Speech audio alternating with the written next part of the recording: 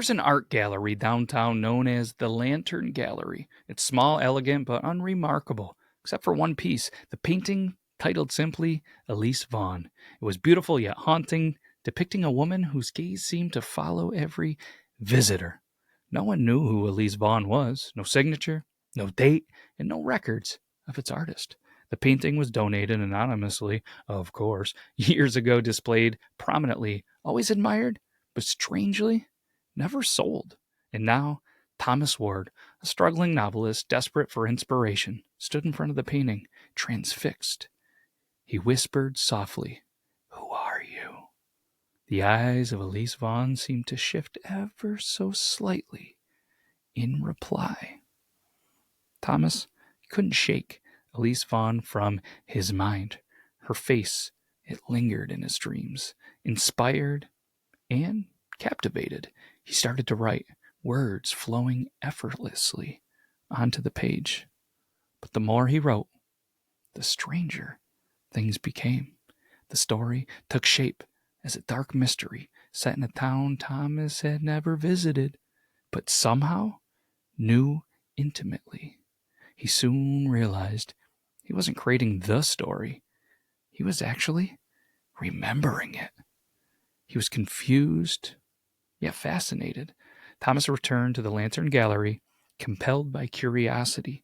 Standing before Elise Vaughn, he felt chills ripple through his spine as those painted eyes locked onto his.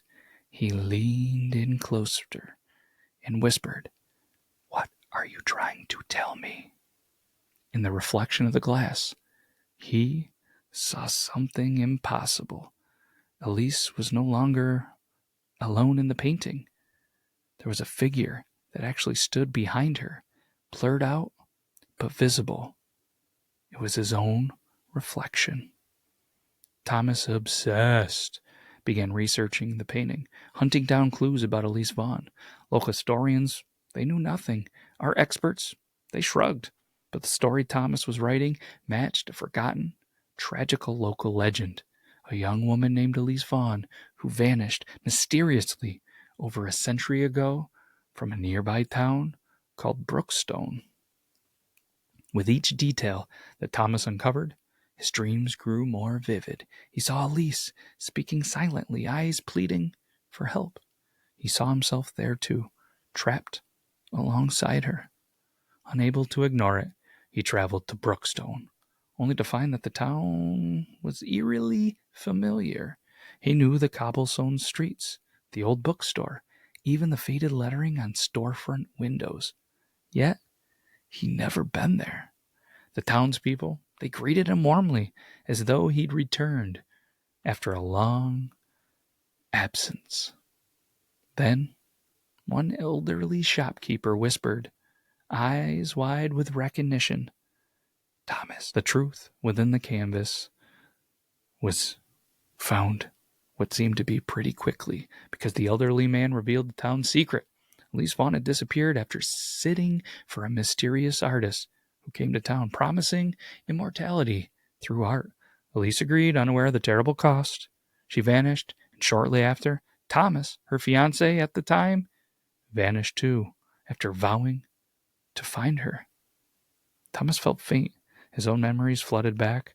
Elise's laughter, their walk through the town, the terrible day that she disappeared. Somehow, he had returned, reborn and unaware, guided back by Elise's silent pleas. Desperate, Thomas rushed back to the Lantern Gallery, determined to save Elise. At midnight, standing before the painting, he saw Elise clearly move. Her painted mouth whispered, "Help me." Without hesitation, Thomas touched the canvas. A cold rush of air pulled him forward. Colors blurred. Reality twisted. And suddenly, he was inside the painting, standing beside Elise Vaughn, trapped within endless twilight.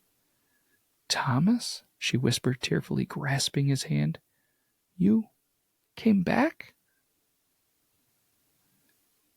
In the gallery, the curator arrived the next morning to find the painting subtly changed. Elise Vaughn now smiled softly, hand in hand with a man who had, well, not been there before. Both trapped forever, but together. Yet, in the corner of the gallery, a blank canvas rested on an easel, waiting silently.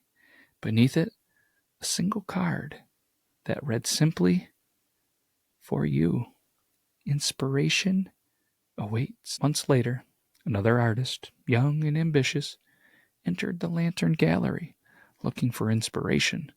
He paused before a captivating painting titled Thomas and Elise.